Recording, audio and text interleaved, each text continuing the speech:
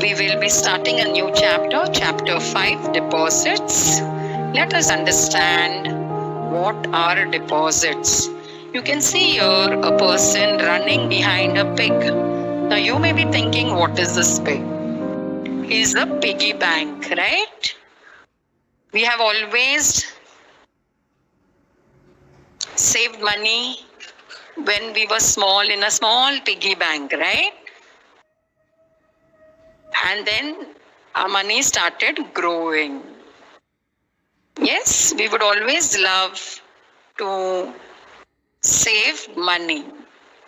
Similarly, in deposits chapter, we are going to learn about how the deposits are used by the public and how deposit is used by the company.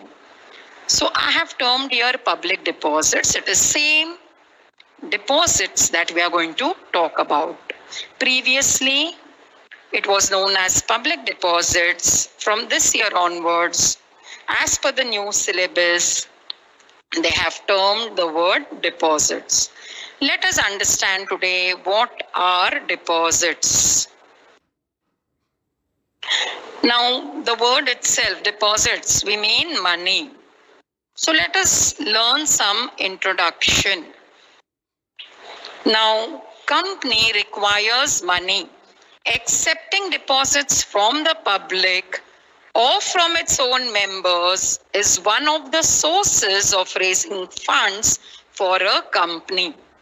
In this chapter, to raise funds through deposits, moreover, there is no dilution of control as it is a type of short-term loan taken by the company. However, accepting deposits can be a risky option for a company in case it defaults in repaying the deposits. Now, when we talk about money, company requires finance. For that purpose, company will have various sources of raising finance. In the previous chapter, you learned about equity shares, preference shares. Now, in this chapter, you're going to learn about deposits. Now, deposits is like a loan for the company. Yes, so company will raise the deposit funds from public. It can be a short-term loan. Now, debentures are long-term loans, whereas for short-term financial requirement, company requires certain amount for short period of time. So, deposits is a way of collecting the short-term loan by the company. Now, it can be a risky option for a company in case it defaults in repaying the deposits. A person investing in deposits thinking in mind that he get a higher interest rate compared to the deposit that he keeps in the bank, right? Bank, he will get less interest rate, whereas in company, he will get a higher interest rate. But this is a risky option. So, company also have to see certain provisions, and the investor who invests in deposits also need to know certain important things before investing in deposits of a company. So, acceptance of deposits is to be known. How a deposit is accepted. Now, what are the things that the companies do for accepting deposits? All companies accepting deposits except a banking company, a non-banking company, a housing finance company, and other company as central government will specify have to comply with the provisions of Section 73 to 76 of the Companies Act 2013, Companies Acceptance of Deposit Rules 2014, directives issued by Reserve Bank of India regarding acceptance of deposits. So any companies, all the companies accepting deposits, whichever company it may be, except the following, they need to follow all the sections that are mentioned as per the acts. They need to follow the rules and regulations. So now let us understand about acceptance of deposit a little further. Company can collect deposit from its members and from its public. Public is general public. Members, the company have its members, right? People who are already known with the company. They have invested in the company for some reason or the other. They are the members of the company. So let us understand these two terms. Members means private company. It can be a private company. It can be a public company other than eligible company. It can be eligible public company. Now, under members category for a company, it can be any other private company, any other public company, any other eligible public company. These people can invest in the company. They can give deposit in the company. So under members, these three types. Now under public, who comes under the category of public? Eligible public company and government company. These two companies can give deposit to a joint stock company. So these categories that you saw, these will give deposit to joint stock company. Now let us understand each category. First, private company can accept deposit from its members or directors or relatives of directors. Now, if a private company is accepting a deposit, so it can do so from its members, it can accept deposit from its directors or from the relatives of directors, known people. It will collect deposit from its known people. Now, if we talk about public company are listed company. Yes, there are investors. So other than eligible company, we will see what is eligible company. Public company, these companies can accept deposit from its members or directors. So from members or directors, it can collect deposits for itself. It is collecting deposits because it is in need of finance. Now let us understand what is eligible public company. These companies can accept deposits from their members and also from the public. We saw the two categories before, that deposits can be collected from members and public. So eligible public companies fall into both the categories. They can collect from their members and also from public. So eligible public company means a company having a net worth not less than 100 crore. It should have net worth rupees 100 crore. It should not be less than that. So it's quite a huge big company. And the turnover of such a company should not be less than 500 crores and which has obtained prior approval of its shareholders through special resolution for accepting public deposits. Now remember, eligible public company means taking deposit from its members and also from public. Now eligible public company should have net worth not less than 100 crores and turnover not less than 500 crores. And to accept deposit from public and members, it should take prior permission of the shareholders by passing a special resolution for accepting public deposits. I hope eligible public company is understood. It's a new term, it was not there in the previous syllabus. us understand the terms and conditions for acceptance of deposits. Anything that the company does, there are certain rules and regulations that the company need to follow. So these terms and conditions are given in the chapter. We are going to learn all about it.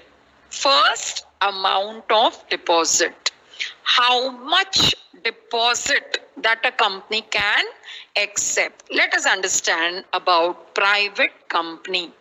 A private company can accept deposits from its members or directors or relatives of directors, not more than 100% of its aggregate of paid up share capital and free reserves. So, whatever is the paid up capital of a private company, 100% of that amount, more than that, it cannot take deposit because it has to return this amount also. It's a loan. So, more than the paid up share capital, it cannot collect public deposits. However, certain class of private companies as specified by the Companies Act can accept deposit more than 100% of its aggregate of paid up share capital and free reserves. This point tells us that private company should not take public deposits more than the paid up share capital, that is paid up share capital and free reserves, not more than 100%. But there can be certain companies with special permission taken from the Act, from the authorities, which can take 100%, more than 100% of its aggregate of paid up share capital and free reserves. You need to remember that private company cannot take more than 100%. If true or false is asked, then you need to understand that it cannot take more than 100% of its aggregate paid up share capital and free reserves. This is exceptional. Okay. Exceptional is that more than 100% taking deposit. Now let us see the next point.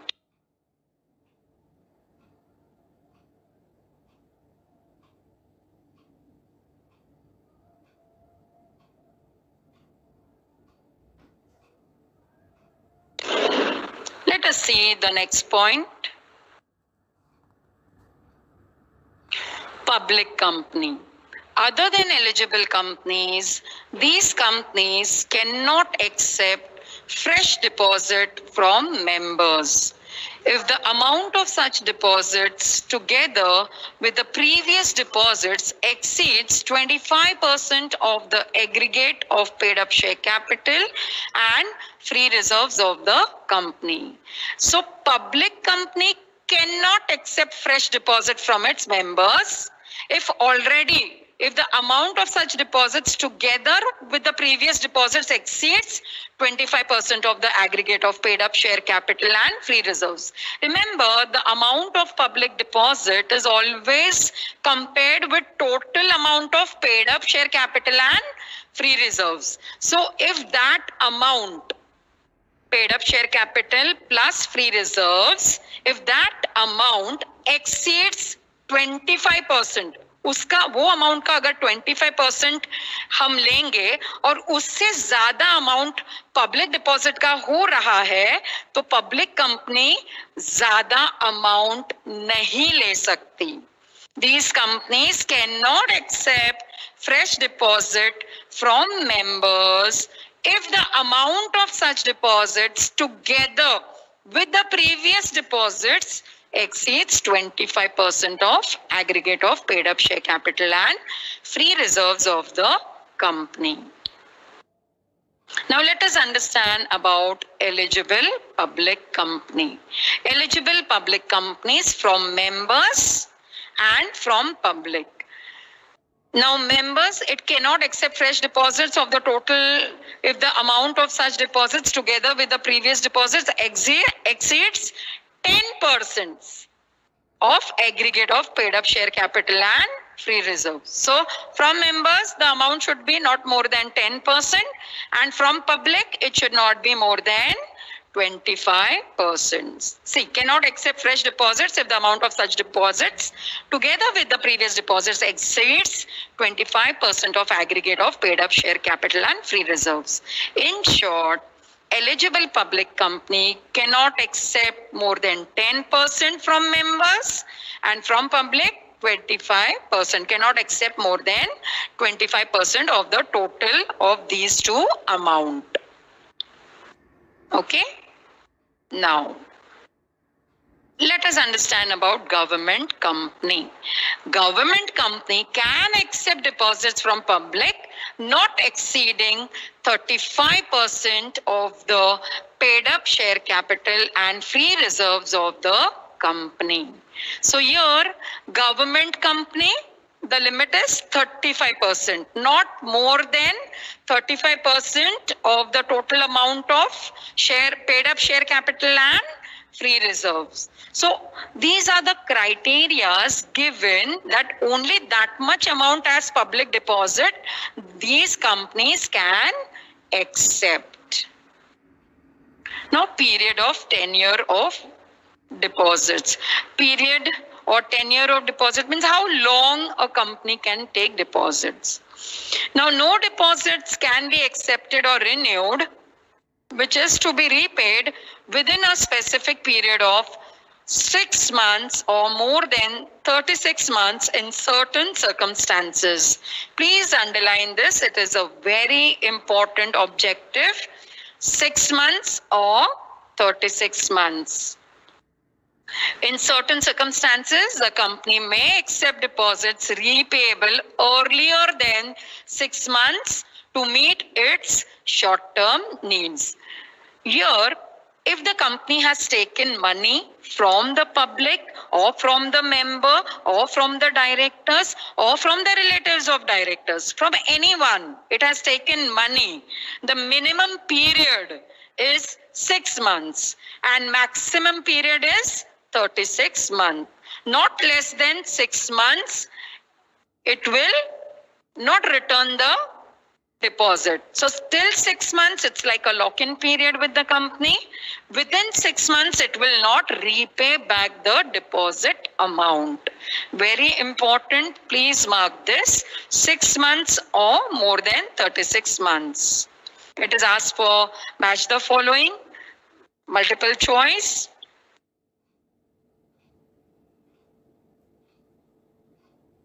A tenure of minimum 3 months, and the amount of such deposits cannot be more than 10% of aggregate of paid up share capital and free reserves.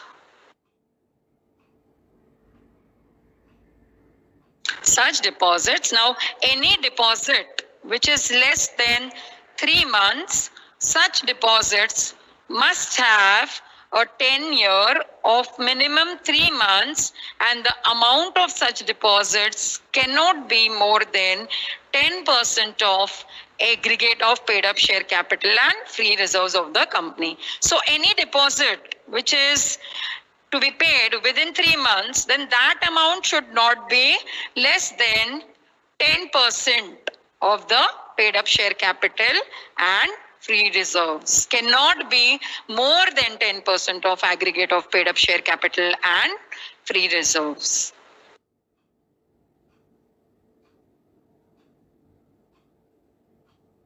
Now, under certain circumstances, on the request of the depositor, company makes premature repayment of deposits. Now, sometimes it so happens that the company have to give the deposit amount. There may be certain circumstances under which the company have to repay back on the request of the depositor. The depositor will request for the same.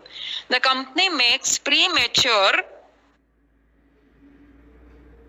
repayment of the deposits. The company may also renew its deposits with the same terms of the issue, and it will be considered as fresh deposits. Now, sometimes it so happens that the company have to repay back the amount. The company may have to repay back the amount. There may be certain circumstances like the death of the investor, or there is an urgent need with the investor or the depositor that he requires money and there is no other chance where he gets finance. So he may ask the company to repay back the amount that he had paid to the company as a deposit. So under special circumstances, the company may allow for premature repayment of deposits. Now, in this case, the company, if the board of directors agree, then the payment can be done. But this is under special circumstances. Company will not do otherwise for everyone. Also, the company may also renew its deposits with the same terms of issue and it will be considered as a fresh deposit. Now, why it will be considered as fresh deposits? Because previously, whatever the interest rate will be there, it can be reduced. So, if any deposit is broken, then and if again the deposit is to be placed, then the company will always see that new terms and conditions will be there. So it will be considered as a fresh deposits. So the interest rate over here may change. The interest rate may affect the investor in his deposits. Now, no demand deposits. No demand deposits here means company cannot accept or renew deposits repayable on demand.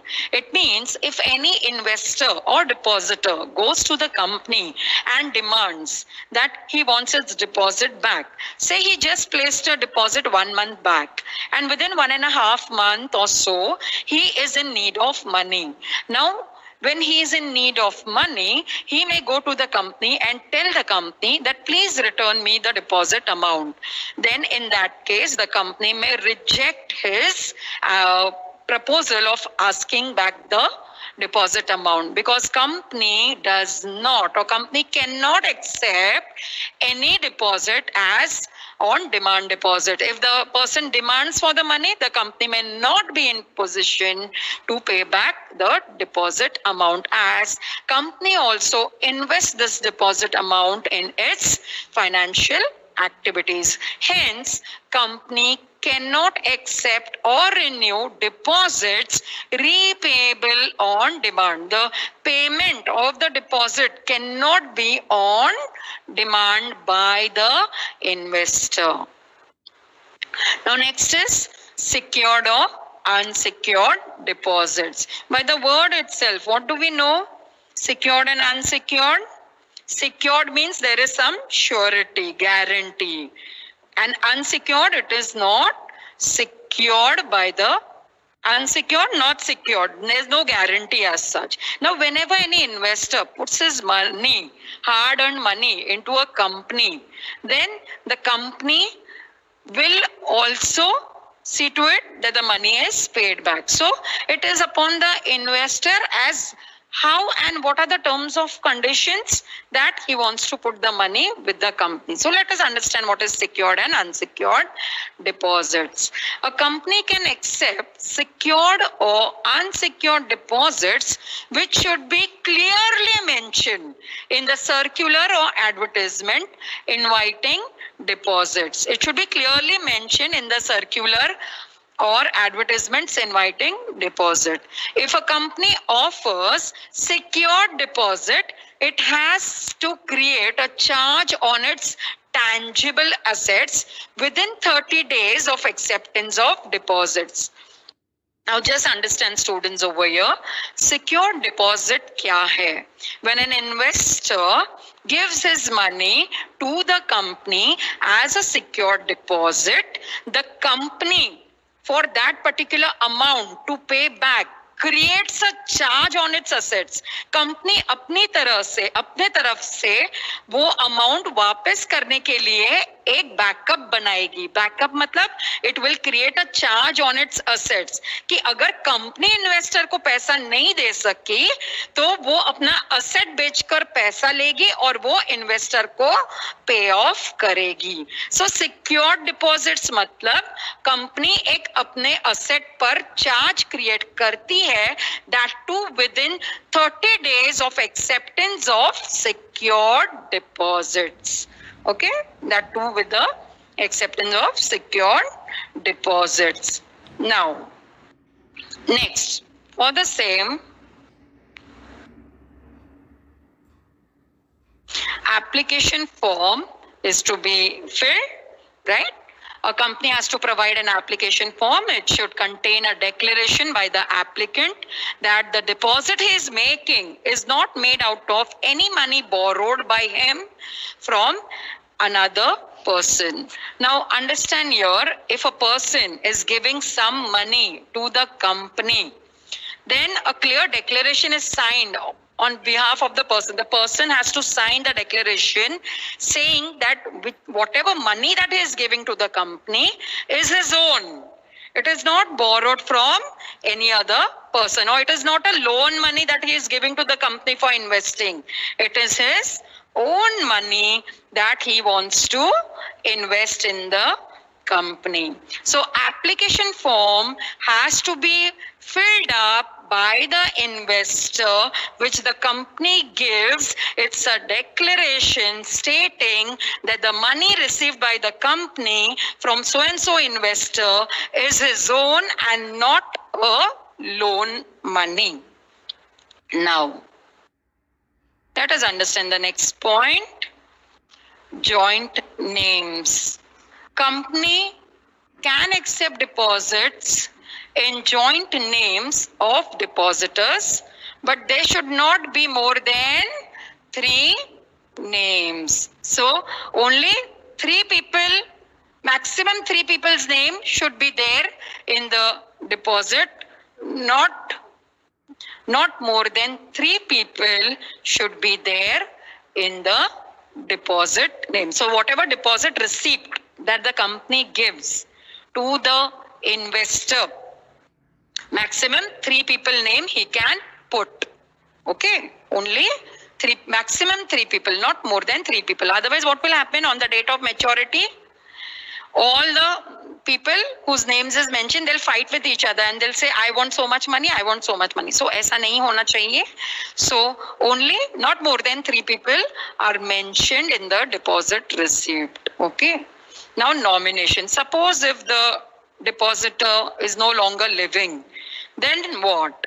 So a nomination has to be done, right? So the depositor will appoint a nominee. Yes, every depositor at any time has a right to nominate any person as a nominee in the event of death of the depositor. So if the depositor dies, yes, then the nominee will get the amount of deposit. The nominee will get the amount of deposit. This is very important point because normally otherwise the cases remain unsettled. There are disputes. Many a times our grandfather, they have deposits in their own name and they pass away, which even the family members are not known to. Then in that case, the bank or the company can dupe the amount. So such things should not happen.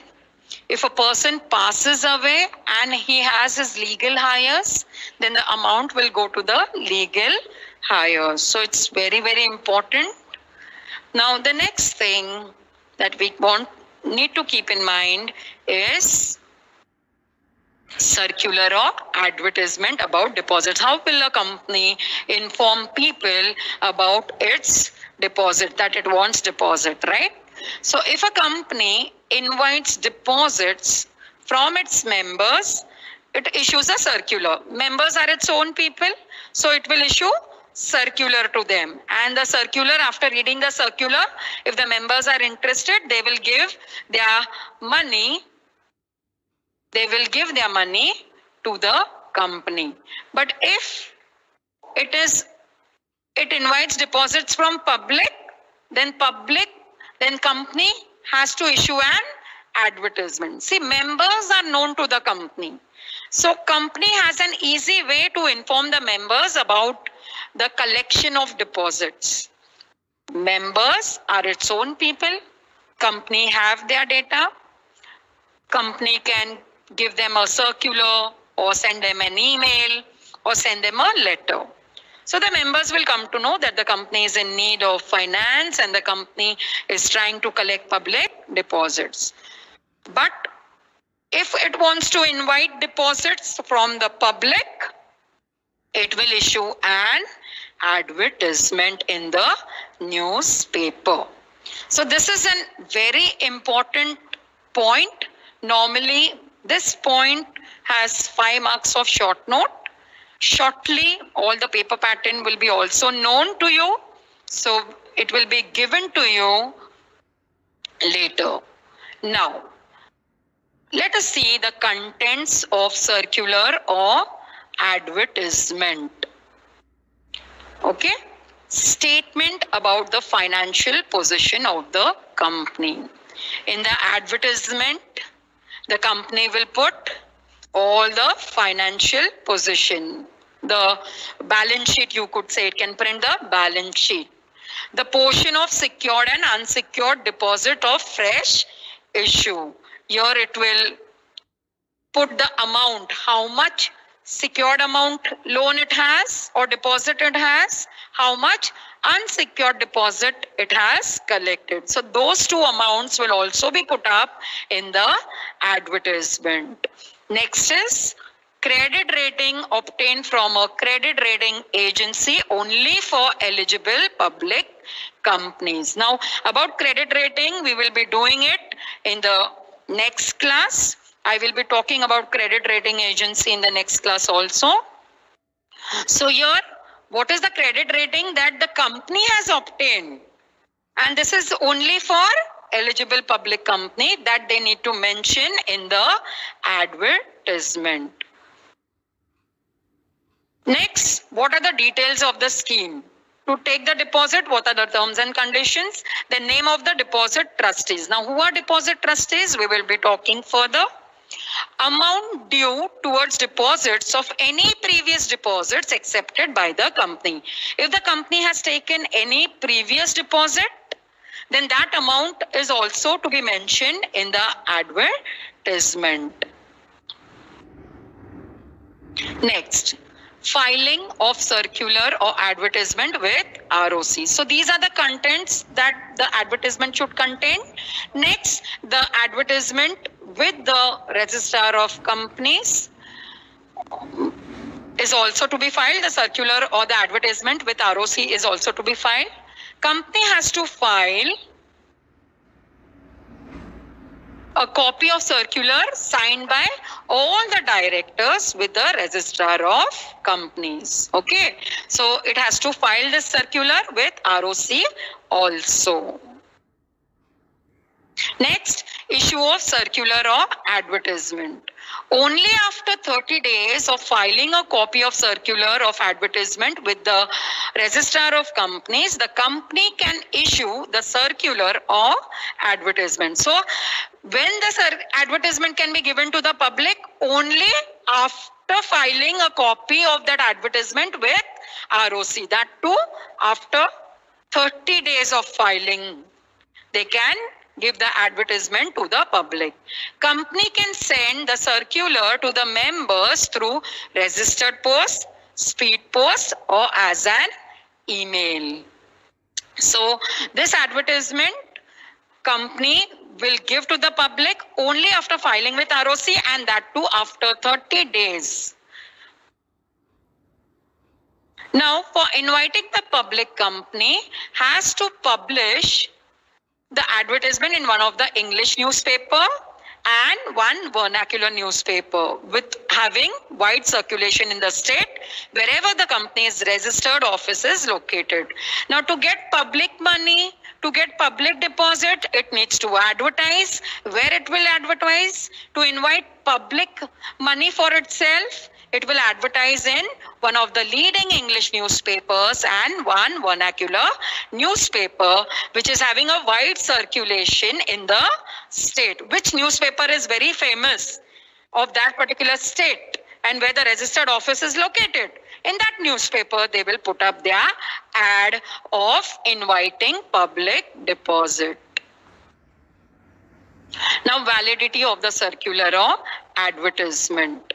The circular or advertisement is valid. Now, once you print the ad in the newspaper, it will be valid for 6 months from the end of the financial year in which it was issued or the date on which the annual general meeting was held, whichever is earlier.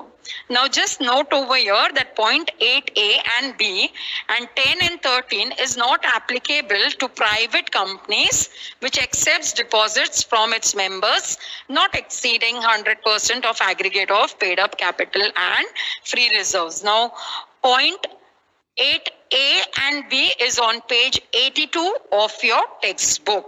Point number 10 and 13 is on page 83 of your textbook. So remember that the advertisement is valid for 6 months. So here you need to underline advertisement is valid for 6 months. The amount of deposit trustee. Now, when issuing secured deposits, eligible company and public companies have to appoint one or more deposit trustees. Now, deposit trustees are the people that they will protect the interest of the depositor in case the company defaults in repaying the depositors. Company signs a contract with the deposit trustee called as trust deed. So a contract is made between the company, deposit trustee and the depositor. So that contract is called as trust deed. If the company defaults, then the depositor can complain to the deposit trustees and the matter can be solved. It contains the terms and conditions of the contract. The deed has to be signed at least 7 days before issuing the circular or advertisement. The deposit trustee on its own or on the request of 1/10 of depositors can call a meeting of all the depositors when company defaults in repaying deposits. So in case if over here the company fails to pay the depositors, then the depositors can call a meeting. So 1/10 of the depositors can be present in the meeting and the contract, it should be signed at least 7 days before issuing circular or advertisement. So it should contain the terms and conditions of the contract. The deed, the trust deed should contain all this. Last point, I'll just complete over here. Creating a charge on the assets. A company accepting secured deposits from the public within 30 days of acceptance has to create a charge on its tangible assets for an amount, I just spoke to you about this, for an amount not less than the amount of deposit accepted. So whatever amount that it is accepting, the amount should not be less than the amount of deposit. The minimum amount of security should be equal to the amount not covered by the deposit insurance. The security is created in favor of the deposit trustee. So whatever charge is being created, the security is created in favor of deposit trustee. So if there is a dispute, the deposit trustee will sell the security, get the money and pay the depositor. Okay, the deposit trustee will take the approval then if there is a deposit. I have completed the 10 points of terms and conditions of acceptance of deposits. So here I complete this chapter. If you have not subscribed, please subscribe to my channel because many things will be coming.